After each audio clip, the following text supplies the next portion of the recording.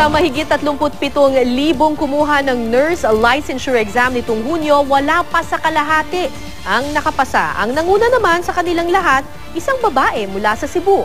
Kilalanin natin siya at ang iba pang top-notchers sa report ni Jamsi Sante. Ang hiling lang daw ni Beverly Ann Penicio Balagon makapasa sa nursing board exam. Pero higit pa ang kanyang nakamit. Siya kasi ang top-notcher. 87% na rating ang nakuha ng graduate ng Velez College sa Cebu. Proud ang Velez College kay Beverly Ann.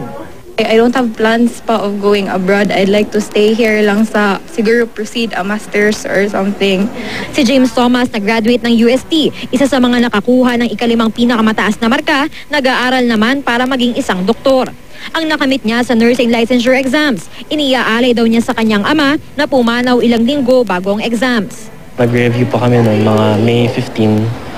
I got a call from my mom na, ayun po, my dad had a heart attack. It made me focus more. Wanted to make him proud. Thank you. Sa mahigit 37,000 na kumuha ng nursing licensure exams itong Hunyo, 16,219 ang nakapasa ayon sa Professional Regulation Commission o PRC. Wala pa ito sa kalahati ng kumuha. 67 ang nasa top 10 na rating. Habang mula sa Cebu ang top-notcher, ang dalawang nasa ikalawang pwesto, taga University of Santo Tomas at West Visayas State University La Paz. Pasado naman lahat ng kumuha na exam mula sa West Visayas State University La Paz, Cebu Normal University at UP Manila. Karamihan naman sa top 10 galing ng UST College of Nursing. For you to be happy, dapat tinake mo ang nursing dahil gusto mo maging nurse, gusto mong mag-care sa mga tao. You will not be happy if your only intention is nursing just to be a bridge to go abroad, because it may not be the immediate way for you to go abroad at this time dahil hindi naman naka-close, kundi walang mga visa available, lalo sa Amerika.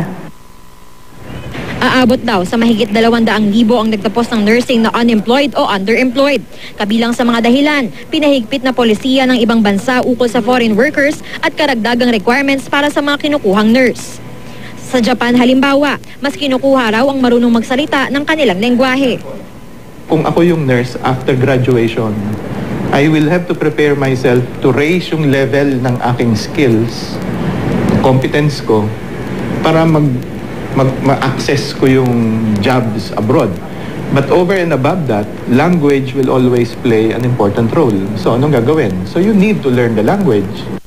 Jamsi Sante, GMA News.